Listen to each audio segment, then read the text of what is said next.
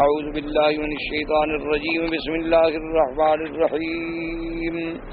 الرجال قوامون علی النساء بما فضل اللہ بعضهم علی بعض وبما انفقوا من اموالهم فالصالحات قانتات حافظات للغیب بما حفظ اللہ واللاتی تخافون نشوزهن فعظوهن واهجروهن في المضاجع واضربوهن فإن أطعنكم فلا تبغوا عليهن سبيلا إن الله كان عليا كبيرا. قال المؤلف والمفسر رحمه الله تعالى أدام النفع بعلومه وعلومكم في الدارين آمين إلى أن قال. وقال علي بن أبي طلحة أيضا عن ابن عباس رضي الله تعالى عنه يعظها فإن هي قبلت وإلا هجرها في المضجع ولا يكلمها من غير أن يرد نكاحها وذلك عليها شديد. اب مفسر رحمۃ اللہ علیہ اس آیت مبارک کی تفسیر بیان فرما رہے ہیں کہ وہ عورتیں جن کا خطرہ ہو ان کی نافرمانی کے آثار ظاہر ہوں اور ان کا علاج کیا ہے تو اس کے 3 مراحل ہیں. پہلا مرحلہ یہ ہے کہ آدمی خاوند جو ہے اپنی بیوی کو نصیحت کرے، اس کو اللہ کے رسول کے احکام سے باخبر کرے اور اس کو اللہ کی نافرمانی سے، اللہ تبارک و تعالی کے احکام سے روگردانی سے بچانے کی کوشش کرے. اگر تو وہ نصیحت مان کے مطیع ہو جائے، ٹھیک ہو جائے الحمدللہ. اگر اس پر نصیحت کا اثر نہ ہو تو اس کے ساتھ لیٹنا، اٹھنا، بیٹھنا جو ہے وہ چھوڑ دے، لیکن اس کو اپنے گھر میں رکھے، یہ نہیں کہ گھر سے نکال دے. اس لیے حکم ہے وَاهْجُرُوهُنَّ فِي الْمَضَاجِعِ. یہ اللہ نے نہیں فرمایا کہ ان کو گھر سے باہر کر دو، کیونکہ اگر گھر سے نکالیں گے تو اختلافات زیادہ ہوں گے، کم نہیں ہوں گے. صرف یہ ہے کہ اب میاں اس کے ساتھ سوتا نہیں، ایک بستر پہ لیٹتے نہیں، اس سے مجابہت نہیں کر رہا، بات نہیں کر رہا، تاکہ اس کو محسوس ہو کہ خاوند کی بیزاری جو ہے کہیں انجام اس کا اور نہ بگڑ جائے، وہ ٹھیک ہو جائے. اس لیے حضرت ابن عباس رضی اللہ تعالیٰ عنہ فرماتے ہیں کہ پہلے اس کو نصیحت کرے. اگر وہ نصیحت مان لے الحمدللہ، ورنہ اس کے ساتھ اٹھنا بیٹھنا چھوڑ دے اور اس کے ساتھ بات نہ کرے. اور اگر یعنی تو پھر نہیں تو ڈر ہو اس کو کہ بھی یہ تو نکاح چھوڑنے والی بات کرے گا، اب جب کرے گا تو اس کا مطلب یہ ہے کہ اور بات محبت و پیار کی نہیں، بلکہ اگر بات ہوگی تو اب یہ ہوگی کہ اس کا نکاح رد کر دے گا، ختم کر دے گا. تو یہ بات اس کے لیے بڑی ناگوار ہے کہ بھئی مجھے طلاق نہ ہو جائے. شاید یہ ذریعہ اس کی نصیحت کا اور ہدایت کا اور اطاعت کا بن جائے. وقال مجاہد والشعبی وابراہیم ومحمد بن کعب ومقسم وقتادہ الحجر ان لا یزاجعها. وہ فرماتے ہیں کہ وحجرو کا معنی یہ ہے کہ اس سے جماع چھوڑ دے، کٹھا لیٹنا چھوڑ دے، بس باقی بات ہی دنیا اٹھنا وہ بات نہیں. وقد قال ابو داود حدثنا ابو صاحب بن اسماعیل قال حدثنا حماد بن سلمة عن علي بن زيد النبي مرة الرقاشي عن امه ان النبي صلى الله عليه وسلم قال فإن خفتم نشوزهن فاجروهن في المضاجع. قال حماد يعني النکاح. یہاں نکاح کا معنی ہے جماع، یعنی کیا معنی کہ بس اس کے ساتھ اب لیٹنا اٹھنا بیٹھنا پیار جو ہے وہ چھوڑ دے. وفي السنن والمسند عن معاوية بن حيدة القشيري انه قال يا رسول الله صلى الله عليه وسلم ما حق امرأة احدنا عليه؟ قال ان تطعم اذا طعمت وتكسوها اذا اغتسلت ولا تضرب الوجه ولا تقبل ولا تهجر الا في البيت. اب جناب اس حدیث مبارک میں جو ابی داؤد مسند سنن اور مسند میں بھی اس کا ذکر موجود ہے، معاویہ بن حیدۃ القشیری سے اس نے پوچھا حضور پاک سے صلی اللہ علیہ وسلم سے کہ یا رسول اللہ عورت کا خامد پہ کیا حق ہے؟ یعنی ہمارے حقوق کا ذکر تو آیا، لیکن بیوی کا خامد پہ کیا حق ہے؟ حضور پاک صلی اللہ علیہ وسلم انت تیما اذا طعمت کہ جب اس کو کھانے کی ضرورت ہے تو خامد کھانا پہنچائے، یعنی اس کی ذمہ داری ہے. اور جب اس کو لباس کی ضرورت ہو تو خامد اس کے لیے لباس مہیا کرے، یعنی حسب طاقت جو ہے اس کا نفقہ، اس کا مکان، اس کا کھانا، اس کا لباس، وہ سب خامد کے ذمے ہے. اور اس میں یہ بات یاد رکھ لیں کہ اگر خدا نہ کرے وہ بلا وجہ، جیسے اب یہاں ایک رواج ہو گیا ہے، اللہ پاک ہدایت عطا فرمائیں، اللہ ہر مسلمان کے گھرانے پہ اپنی رحمت نازل فرمائیں کہ بھئی ہر شادی کے لیے مجھے نیا لباس چاہیے، تو اس کا خاوند ذمہ دار نہیں ہے. جیسے یہاں ہے کہ ہر رمضان کی عید پہ پورا گھر بدل دو، پورا کارپیٹ بدل دو، فرنیچر نکال دو، مجلس نکال دو اور نئی لے آؤ، تو یہ چیزیں اسلام اس کی اجازت نہیں دیتا، بلکہ یہ اسراف ہے، یہ تبذیر ہے۔ اور اللہ نے قرآن میں اتنی سخت وعید بیان فرمائی کہ ان المبذرین کانوا اخوان الشیاطین، کہ جو بلا وجہ اللہ کی نعمت کو ضائع کرنے والے لوگ ہیں وہ تو شیطان کے بھائی ہیں۔ اسی لیے اسلام نے ایک قاعدہ رکھا ہے، اللہ نے فرمایا کہ ولا تبسط کل البسط، کہ یہ بھی نہیں کہ بس ہاتھ کھول دو کہ بس جو کچھ ہے تباہ ہو گیا، ختم ہو گیا، وتقعد ملوما محسورا، آپ بیٹھے ہوئے ہو جناب۔ اور یہ بھی نہیں ہے کہ اپنے ہاتھوں کو تم گردن پہ باندھ دو، ولا تجعل یدک مغلولۃ فی عنقک، کہ ہاتھ ہے ہی اوپر، وہ جیب میں جاتا ہی نہیں، تو یہ بھی نہیں، اس سے بھی اسلام نے منع کیا۔ بعض لوگ ایسے ہوتے ہیں نا، اللہ تبارک و تعالیٰ معاف فرمائے، کہ بالکل یعنی کچھ ہو جائے پیسہ تو خرچ بھی نہیں کرنا۔ ایک بہت بڑے ذمہ دار تھے، فوت ہو گئے، اللہ ان کی قبر کو رحمت فرمائے، بہت اللہ نے ان کو سب کچھ دیا، لیکن طبیعت ایسی تھی، اللہ معاف فرمائے، کہ بس جناب کار ہے، جیپ ہے، گاڑی ہے، کھڑے آپ پیٹرول ڈالیں، جو دوست مل گیا اس نے پیٹرول ڈال دیا، چل پڑے، آگے کوئی اور مل گیا تو اس نے بھی ڈال دی، کہ اپنے پیسوں سے خرچ نہیں کرنا۔ اسی طرح بعض لوگوں نے ایسا بدبختی بھی کی ہوئی ہے کہ اپنے پیسے رکھتے ہیں نا بینکوں میں، تو پھر کیا کریں گے کہ صبح جب اٹھیں گے تو سیدھا بینک پہنچ جائیں۔ اب چونکہ اس کے پاس لاکھوں روپے پڑے ہوئے ہیں، اس کا تو وپاری ہے نا جی، اخبار بھی وہیں سے ملے گی، ناشتہ بھی وہیں کریں گے، چائے بھی وہیں پی لیں گے، پھر جب دوپہر کو کام ختم کریں گے تو پھر سوار السلام علیکم جی، پھر آ گئے۔ اب وہ کیا کرے بیچارہ، کہ اگر مروت نہیں کرے گا تو پیسے نکال لے گا، بینک کو نقصان ہوگا۔ تو یہ ہے کہ اپنا دھیلا خرچ نہیں کرنا، یہ بھی اسلام اجازت نہیں دے۔ اللہ پاک نے فرمایا کہ اعتدال، کہ بالکل اپنے آپ کو اعتدال میں رکھو، نہ اسراف کرو اور نہ تقتیر، نہ اتنی پابندی کر لو کہ نعوذ باللہ ساری زندگی گھر میں پورا مہینہ بس بسل کے ساتھ گزارا ہو رہا ہے، یا شام کو عشاء کے بعد گیا غلہ منڈی میں ماشاءاللہ جو سبزی انہوں نے پھینکنی ہو خرید کر کے لے آیا، یہ بھی اللہ کا عذاب ہے ایسے لوگ۔ اچھا، اور بعض لوگ ایسے ہیں کہ جن کو اللہ نے بہت کچھ دیا ہے لیکن نہ پہننا نصیب ہے نہ کھانا نصیب ہے، تو یہ بھی سمجھیں کہ اللہ کا ہم پر عذاب ہے، یہ کہ موجود ہے نعمت لیکن کھا نہیں رہا، جمع کر رہا ہے، جمع کر، جب مر جاؤ گے تو کیا کرو گے؟ تو یہ بھی اسلام کے خلاف ہے۔ جیسے اللہ پاک رحمت فرمائے، آپ نے یہاں دیکھے ہوں گے کئی لوگ ہیں، میں تو جب سے پیدا ہوا وہی لباس دیکھ رہا ہوں، یا تو پتہ نہیں ایک ہی رنگ کا پہنتے ہوں گے، وہ ہو سکتا ہے 4-5، جو مجھے تو رنگ دور سے نظر آئے گا نا، جب سے میں اچھا ایک آدمی میرا اپنا دوست ہے یہاں ماشاءاللہ، اللہ نے اس کو، وہ کروڑوں پتی نہیں، میرے خیال میں ارب پتی ہوگا، اچھا، اور طواف میں ایسے اس کا لباس ہوتا ہے، معلوم ہوتا ہے کہ یہ بڑا مسکین ہے، اس کو 1 ریال 2 ریال خیرات دے دینی چاہیے۔ انا للہ و انا الیہ راجعون، انا للہ و انا الیہ راجعون۔ انسان کو اتباع کتاب اللہ، سنت رسول اللہ صلی اللہ علیہ وسلم، ہر معاملے میں اللہ کا قرآن صرف یہ نہیں آیا کہ ہماری نماز کے لیے اترا ہے، قرآن میں پوری زندگی کا اللہ نے اصول بیان فرمائے ہیں، معاملات ہیں، اعتقادیات ہیں، اسی طرح اس کے بعد جناب معاشیات ہیں، جتنے مسائل زندگی میں کسی بندے کو پیش آنے ہیں نا، اللہ نے سب قرآن و حدیث میں کھول کے دیا کہ بھئی جو اللہ نے تم کو نعمت دی ہے، اس لیے قرآن کہتے ہیں اما بنعمت ربک فحدث، اگر اللہ تمہیں نعمت عطا فرمائے تو اس کی نعمت کا اثر بھی تمہارے اوپر نظر آئے، اچھے کپڑے پہنو، اچھا لباس پہنو، غسل کرو، صاف ستھرے رہو، خوشبو لگاؤ، تاکہ کہیں معاشرے میں جاؤ، کسی کو ملنے کے لیے جاؤ تو تمہیں محبت سے ملے۔ یہ تو نہیں کہ جس کے کمرے میں جاؤ تو وہ بیچارہ ناک بند کر کے بیٹھا رہے بہانے سے کہ اٹھے گا کب اللہ کا عذاب۔ بعض آدمی ایسے ہوتے ہیں نا، آپ کے کمرے میں آ کے آدھا گھنٹہ بیٹھ جائیں، 3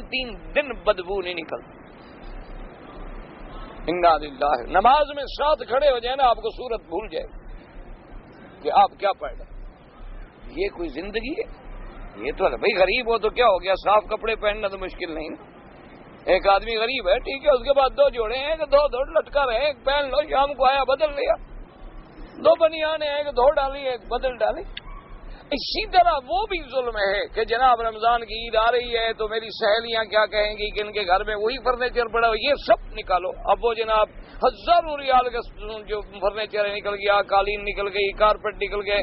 اور میں نے شادی پہ جانا ہے۔ ابھی مجھے ایک دوست بتا رہا تھا کہ مشکلات میں بھی ہے بیچارہ، اللہ سب کی مشکلیں رفع کرے، کہ بیٹی کی شادی کے لیے جو شادی پہ جوڑا پہننا ہے 10,000 ریال، غریب آدمی۔ حالانکہ جس نے مجھے سنا ہے میرا دوست ہے، ساتھی ہے، غریب آدمی ہے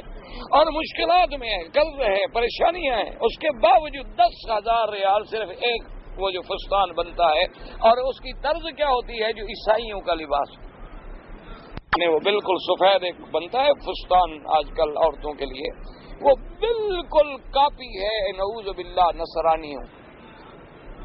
عیسائی لڑکیاں جو ہے وہ پہنتی ہیں شادی پہ۔ مسلمان بھائی، اسلام نے تو عورت کے لیے سفید کپڑا پسند ہی نہیں کیا۔ اللہ تبارک و تعالیٰ معاف فرمائے، صرف بال بنوانے پہ 2,000 ریال، جی بال بن رہے ہیں بیوٹی پارلر میں، میک اپ ہو رہا ہے، ایک پرفیوم کی شیشی لیں گے 200 300 400 ریال کی، بس 3 دن میں ختم۔ یہ کوئی اسلام ہے؟ اسلام صرف نماز روزے کا نام ہے، بس نماز پڑھو، روزہ رکھو، باقی گھر میں جو کچھ ہوتا رہے ہوتا رہے۔ یہ بھی گناہ، یہ بھی حرام۔ تمہاری جو اللہ نے حیثیت بنائی ہے اس کے مطابق اپنی زندگی پہ خرچ رکھو، اعتدال رکھو، اور اس ذہن میں رکھو کہ میں نے کل اللہ کرے بیمار، خدا نہ کرے بیمار ہو جاؤں تو کہاں سے خرچ ہوگا؟ اگر مجھے موت آ جائے تو میرے مرنے کے بعد فوراً میرے بچے محلے میں جا کے بھیک تو نہ مانگتے پھریں کہ آٹا نہیں ہے، روٹی نہیں ہے، کپڑا نہیں ہے۔ اتنا تو دے جاؤں نا کہ میرے بیٹے بچے اولاد جو ہے میرے مرنے کے بعد اپنے پیروں پہ کھڑی ہو، کچھ بیچارے کھانا کما سکیں، روٹی کما سکیں، ان کو علم دے جاؤں، ہنر دے جاؤں، کچھ اتنا پیسے چھوڑ جاؤں کہ میرے مرنے کے بعد ان کا 1-2 سال تو عزت سے گزر جائے، پھر وہ اپنا کریں گے غریب۔ تو یہ اسلام نے ہمیں ہر بات میں سبق دیا ہے۔ آپ نے فرمایا عورت کا تم پہ حق ہے کہ اگر اس کو کھانا چاہیے آپ دیں گے، لیکن اپنی طاقت کے مطابق، اگر کپڑا چاہیے آپ دیں گے اپنی طاقت کے مطابق۔ اور اسی طرح حضور پاک صلی اللہ علیہ وسلم نے فرمایا کہ یہ بھی تمہیں حکم ہے کہ ولا تضرب الوجہ، اپنی بیوی کو چہرے پہ مت مارو، اور یہ بھی تمہیں حکم ہے کہ اس کو کوئی ایسی بری بات اور ایسے اقوال کبیرہ سے خطاب نہ کرو، اس کو ذلیل نہ کرو، اور یہ بھی حکم ہے کہ ناراض ہو جاؤ تو گھر سے نہ نکالو، رکھو گھر میں، لیکن اٹھنا لیٹنا بیٹھنا ذرا پیار میں کمی کر دو۔ قوله تبارک و تعالی واضربوهن اذا لم يرتدعن بالموعظة ولا بالهجران فلكم من تضربوهن ضربا غير مبرح۔ اللہ نے حکم دیا کہ تمہیں مارنے کی بھی اجازت ہے جب ان پر نصیحت اثر نہ کرے، تیرا نہ بولنا نہ لیٹنا بھی اثر نہ کرے۔ اب ان کو مار سکتے ہو لیکن ایسی مار نہ ہو جو دنیا کو نظر آتی رہے، یعنی مارنے کا معنی یہ نہیں ہے کہ اس بیچاری کے پشت پہ مار مار کے اپنے ملک کا نقشہ بنا دو کہ وہ تاکہ لوگوں کو دکھاتی پھرے، یا اس کے چہرے پہ مارو کہ جہاں بیچاری سہیلیوں میں بیٹھے تو پوچھیں کہ دیکھو ابھی غریب مار کھا کے آئی ہے، اس کے چہرے پہ کیا، بس مارنے کا معنی ہوتا ہے تھوڑا سا تنبیہ ہو جائے۔ کما ثبت فی صحیح مسلم عن جابر رضی اللہ تعالی عنہ عن النبی صلی اللہ علیہ وسلم انه قال فی حجۃ الوداع واتقوا الله في النساء فإنهن عندكم عوان ولكم عليهن أن لا يؤتين فرشكم أحدا تكرهونه فإن فعلن فاضربوهن ضربا غير مبرح ولهن رزقهن وكسوتهن بالمعروف وكذا قال ابن عباس وغير واحد ضربا غير مبرح قال الحسن البصري رحمه الله تعالى يعني غير مؤثر۔ صحیح مسلم میں حدیث ہے، حضرت جابر رضی اللہ تعالیٰ عنہ فرماتی ہیں حضور پاک نے حجۃ الوداع میں ارشاد فرمایا کہ واتقوا اللہ فی النساء، خبردار اللہ سے ڈرو، اللہ سے ڈرو عورتوں کے حقوق کے بارے میں، یعنی عورتوں کے حقوق ادا کرو، عورتوں کے ساتھ حسن معاشرے، کیونکہ یہ تمہارے پاس اللہ کی طرف سے رکھی ہوئی ایک امانت ہے، تمہارے پاس یہ اللہ کی سونپی ہوئی ایک چیز ہے، اور ان پر بھی یہ لازم ہے کہ وہ کبھی تمہارے گھر میں اس کو نہ آنے دیں جس کو تم اچھا نہیں سمجھتے ہو، جس کو تم نے منع کر دیا، تو عورت کو بھی حق نہیں کہ پھر وہ تمہارے گھر میں آئے۔ اور اس کے بعد فرمایا کہ اگر خدا نہ خواستہ وہ ایسا کام کریں جس کو تم برا سمجھتے ہو، نصیحت بھی اثر نہ کرے تو ان کو مارو، لیکن ایسی مار نہ ہو جو اس پر اثر کرے، مانا ہے کہ کوئی ہڈی توڑ ڈالو یا داغ پڑ جائیں یا نشان پڑ جائے، ایسی مار جو ہے وہ نہ مارو۔ اور اس کے بعد وَلَهُنَّ رِزْقُهُنَّ وَكِسْوَتُهُنَّ بِالْمَعْرُوفِ، اور عورتوں کا حق ہے تم پر کھانا، خرچہ، کپڑا، لباس، لیکن اچھائی کے ساتھ، خیر کے ساتھ، کہ نہ اسراف ہو اور نہ تنگی ہو، نہ یہ ہو کہ تم ایک ایسا کپڑا ڈھونڈ نکالو جو سب سے کسی کام کا نہ ہوگا، اسی میں گزارا کرو ذلیل کرنے کے لیے، نہیں، ایسی جو اللہ نے تمہیں طاقت دی ہے اس کے مطابق اس کا لباس، اس کا مکان، اس کا کھانا، اس کا پینا، اس کا خرچہ تمہارے ذمہ ہے۔ جو تم کھاتے ہو اس کو کھلاؤ، جیسے تم پہنتے ہو اس کو پہناؤ۔ کیا مانا؟ اگر تم اپنے لیے 10 ریال میٹر کا کپڑا پہنتے ہو تو اس کو بھی دو۔ اگر تم خود 100 ریال کا پہنو اور اس کو کہو گے 3 ریال کا پہنے، پھر تو جھگڑا ہوگا۔ اصولی سی بات ہے، فطری بات، کیونکہ تیرے کپڑے بھی تو اس نے دیکھنے ہیں نا۔ اگر تم انسان ہو تو وہ بھی تو انسان ہے۔ اب جناب فرماتے ہیں کہ ضربن، یعنی ایسی ضرب جو اثر نہ چھوڑے اس پر، ایسے نہیں کہ داغ ڈال دے۔ قال الفقهاء رحمه الله والله يغفر فيها عضوا ولا يؤثر فيها شيئا، فقهاء رحمت اللہ علیہ فرماتے ہیں کہ ضربن غیر مبرحن کا معنی کیا ہے کہ ایسا نہ مارے کہ اس کا کوئی انگلی توڑ دی، کوئی ہاتھ توڑ دیا، ایسی مار نہ مارے کہ اس کا کوئی عضو، ایسی تھپڑ مارا کہ کان ہی ختم ہو گئے سننے سے، ایسا جناب نعوذ باللہ کوئی ہاتھ مارا کہ اس کی آنکھ ہی نکال کے باہر پھینک دو۔ یہ معنی نہیں ہے کہ جانوروں کی طرح بے وقوف بعض لوگ ہوتے ہیں نا، اللہ معاف کرے، جھگڑا ہوا اٹھائی لکڑی بس جانوروں کی طرح دھنک کے رکھ دیا عورت کو، یہ کوئی بات نہیں۔ سمجھتے ہیں کہ ہم بڑے بہادر ہیں، کیا بہادر؟ مار تو بیوی کرو، بہادری کیا ہے؟ مخالف کو مارو تو میں شام تک ٹھیک کرتے، یہ کون سی بہادری ہے کہ تم مار دو؟ اپنی بیوی کرو، ہے نہ بیچاری رونے کی نہ کہیں جانے کی۔ بعض بیچاری ایسی لڑکیاں ہوتی ہیں یتیم، باپ نہیں ماں نہیں، کہاں جائیں، نہ ان کا کوئی بہن بھائی ہے، کس کے پاس جا کے شکایت کریں؟ اچھا، بعض بہن بھائی ایسے ہوتے ہیں کہ بس بھول گئے کہ ہماری بہن ہے یا نہیں، اب اس کو مارو تو وہ بیچاری کہاں جائے؟ ماں سوائے اس کے کہ رو رو رو رو کہ وہیں بیچاری صبر کر کے بیٹھ جائے گی، اس کے دل سے بد دعائیں نکلیں گی تمہارے لیے، اور کیا کر سکتی ہے۔ اور ویسے بھی آپ دیکھیں، اصولی بات ہے کہ ایک دفعہ آدمی اپنی بیوی کو اتنا مارے، ذلیل کرے، لکڑیوں سے پیٹے، اور پھر دوسرے دن اس کے ساتھ لیٹ بھی رہا ہو، تو یہ شریف آدمی کا کام ہے؟ اس کو ضمیر لعنت نہیں کرتا کہ کل جس کو میں نے مارا تھا آج کس منہ سے پھر کہہ رہا ہوں کہ بیگم صاحب اور بڑی محبت ہے مجھے؟ ویسے انسان جو ہے وہ ایسی حرکات کبھی نہیں کرتا۔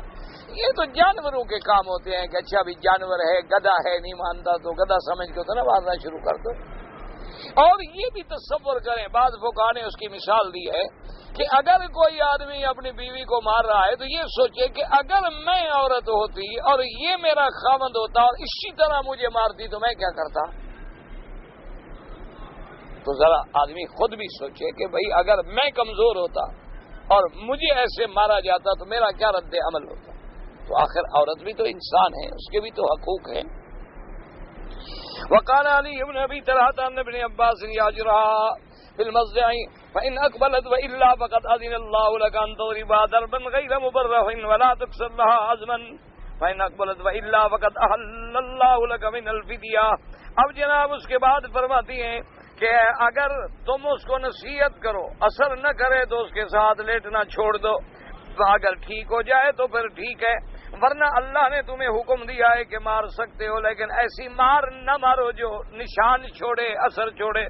اور نہ اس کا کوئی عضو توڑ ڈالو۔ اگر ٹھیک ہو جائے تو ٹھیک، اگر نہیں تو اللہ لک من الفدیہ، پھر بھی نہیں مانتی تو پھر تم اس سے مطالبہ کر سکتے ہو کہ بھی تم پر نہ نصیحت اثر کرتی ہے، نہ میرا نہ بولنا اثر کرتا ہے،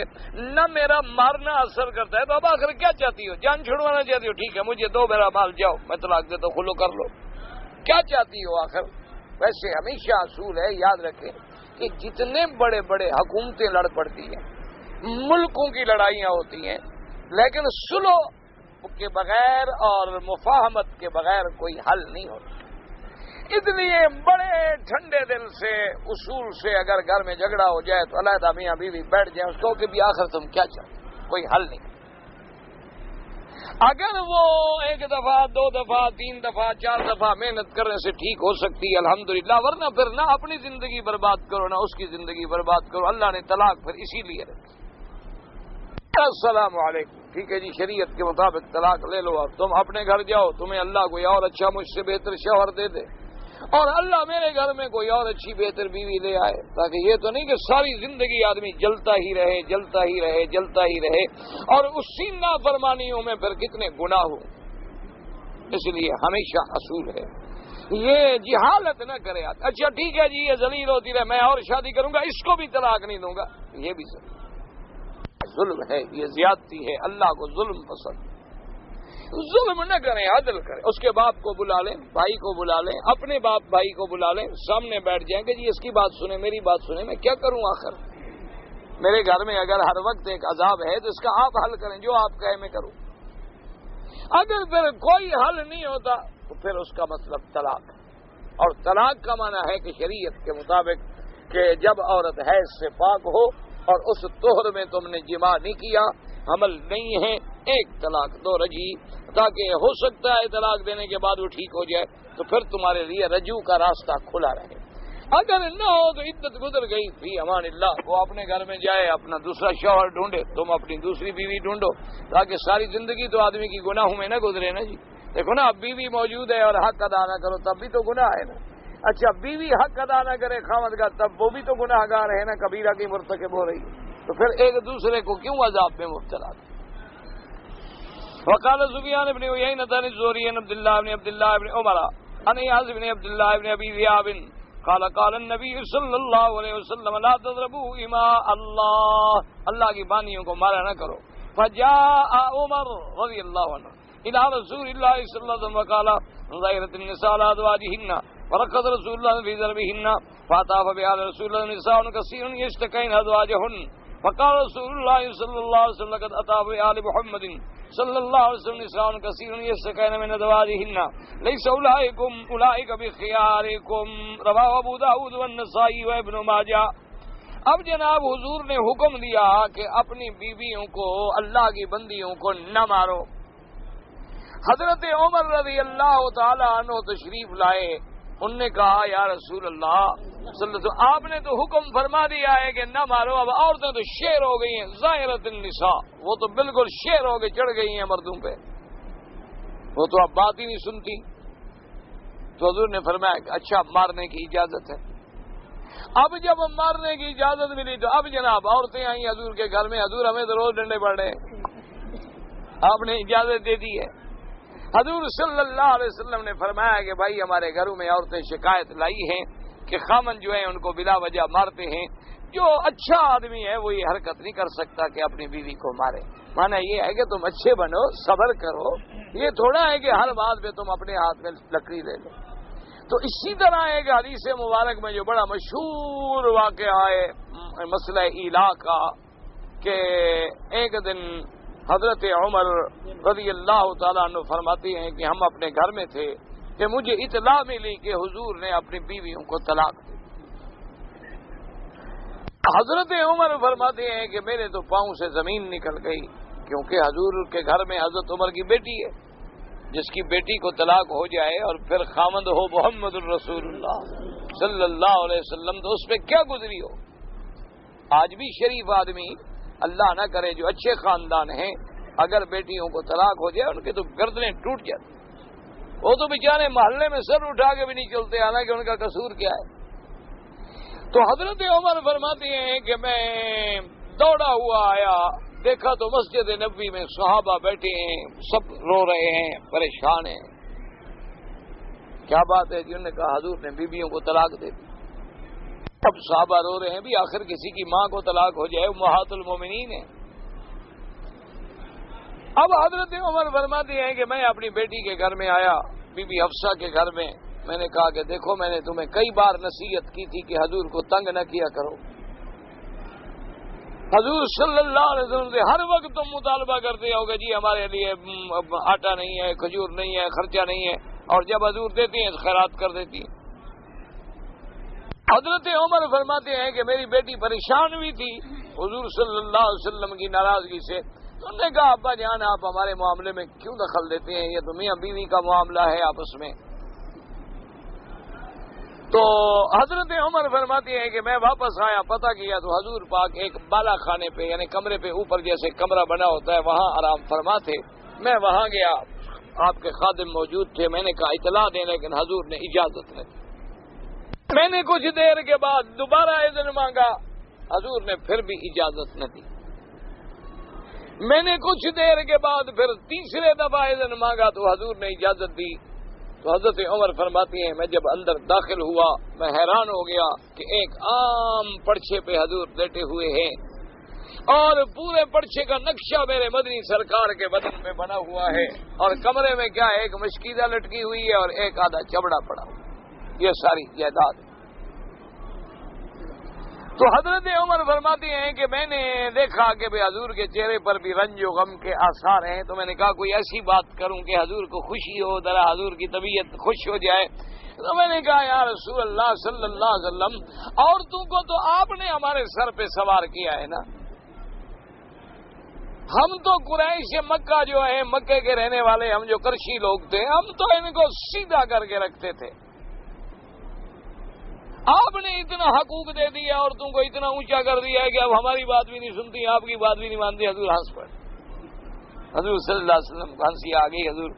اب اس کے بعد حضرت عمر کہتے ہیں میں نے پوچھا حل طلقت نساءک یا رسول اللہ، آپ نے طلاق دی ہے بیویوں کو؟ فرمایا نہیں، میں نے کوئی طلاق نہیں۔ اس کے بعد عمر کہتے ہیں میں خوش ہو گیا، تو میں نے کہا اللہ اکبر، کیونکہ مسلمان جب خوش ہوتا ہے تو اللہ کا نعرہ بلند کرتا ہے، اللہ کا نام بلند کرتا ہے۔ تو نیچے صحابہ کو بھی خبر لگ گئی بھی حضرت عمر جو نعرہ مار رہے ہیں نا مطلب خیر ہے، کوئی طلاق کا مسئلہ نہیں ہے، سب صحابہ بھی خوش ہو گئے۔ حضور نے فرمایا میں نے طلاق نہیں دی، البتہ میں نے قسم کھائی ہے کہ 1 مہینے کے لیے اپنی بیویوں کے پاس نہیں جاؤں گا۔ تو یہ الہ ہے، طلاق کا حکم نہیں۔ تو اصل بات یہ ہے کہ حضور پاک نے اجازت دی ہے، اللہ نے بھی اجازت دی ہے کہ وَاضْرِبُوهُنَّ، لیکن مارنے کا یہ معنی نہیں ہے نعوذ باللہ کہ ایسی مار ہو کہ انسان بھی نہ سمجھا جائے، اور یہ بھی نہیں ہے کہ بالکل اس بیوی کو پتا ہو کہ یہ تو اتنا فارغ ہے کہ ہاتھ اٹھانا تو بڑی بات ہے، میرے سامنے بات ہی نہیں کر سکتا، تو پھر وہ بھی گزارا نہیں ہوتا۔ یعنی کنٹرول بھی رہے، اگر کبھی مارنے کی نوبت آئے تو مار بھی سکے، لیکن ایسی مار بھی نہ ہو جو نقصان پہنچانے والی ہو، کسی عضو کو توڑنے والی ہو، کسی چیز کو باطل کر دینے والی ہو۔ وقال الامام محمد حدثنا سليمان بن داود يعني ابا داود الطيالسي قال حدثنا ابو انا عن داود الاودي عن عبد الرحمن السلمي عن الاشعث بن قيس قال عمر رضي الله تعالى عنه فتناول امراته فضربها فقال يا اشعث فذني ثلاثا نفذت عن رسول الله صلى الله عليه وسلم لا تسأل الرجل فيما ضرب امرأته ولا تنم الا على وتر ونسي الثالثة۔ اب جناب فرماتے ہیں اشعث بن قیس کہ میں مہمان بنا حضرت عمر رضی اللہ تعالیٰ عنہ کی خدمت میں، تو انہوں نے اپنی بیوی کو اس رات مارا، تو کہتے ہیں کہ جب میں نے سنا تو مجھ پر اثر ہوا کہ دیکھو انہوں نے کیوں بیوی کو مارا ہے، تو حضرت عمر نے فرمایا فضلنی سلاسن، 3 باتیں مجھ سے یاد رکھ لو جو میں نے یاد رکھی ہیں حضور پاک صلی اللہ علیہ وسلم سے، کہ لا تسأل الرجل فیما ضرب امرأته، کسی مرد سے یہ نہ پوچھا کرو کہ تم نے اپنی بیوی کو کیوں مارا، یہ سوال نہ کیا کرو، کیونکہ یہ میاں بیوی کا معاملہ ہے، وہ اپنی بیوی کا پھر تمہیں عیب بتائے نا کہ اس کی فلاں قصور تھا میں نے مارا ہے، تو یہ سوال ہی نہ کرو، اس کو مشکل میں ہی نہ ڈالو، کیوں اب تمہارا دوست ہے، تم نے سن لیا کہ بیوی کو مارا، کہو جی کیوں مارا تھا، کیوں مارا، کیا بات تھی، کیا بات تھی، تو مقصد ہے اب وہ نہ بتائے تو دوستی، اور بتائے بیچارہ تو اپنی بیوی کا کوئی عیب ہی تمہیں بتائے گا نا، یہ سوال جو ہے نہ کیا کرو۔ اور فرمایا دوسری بات یہ ہے کہ ایسا نہ کیا کرو کہ وتر پڑھے بغیر سو جاؤ، تاکہ ایسا نہ ہو کہ تمہارے وتر ہی رہ جائے۔ چلو بھی نفل نماز نہ ہوئی تہجد کی تو گناہ تو نہیں ہوگا، لیکن وتر جو اگر رہ گئے جس کو حضور پاک صلی اللہ علیہ وسلم نے بڑا محبوب رکھا ہے، اور بعض ائمہ کے نزدیک تو وہ واجب ہے حتیٰ کہ رہ جائیں تو اس کی قضا ضروری ہے، اس لیے ہاں اگر کسی بندے کو اللہ کی رحمت پہ یقین ہے کہ میں صلاۃ تہجد ادا کروں گا، تو پھر افضل یہ ہے کہ آخر اللیل، رات کے آخری حصے میں سب سے آخر میں وتر ادا کرے، یعنی پہلے نفل پڑھے تہجد پڑھنے کے بعد پھر وتر ادا کر۔ اور اگر بندہ متذبذب ہے کہ پتہ نہیں تہجد کے لیے اٹھوں گا یا نہیں تو پھر وتر پڑھ لے، تاکہ ایسا نہ ہو کہ اس کے وتر رہ جائیں۔ تو تیسری بات جو ہے فرماتے ہیں کہ میں بھول گیا، انہوں نے تیسری نصیحت کیا فرمائی؟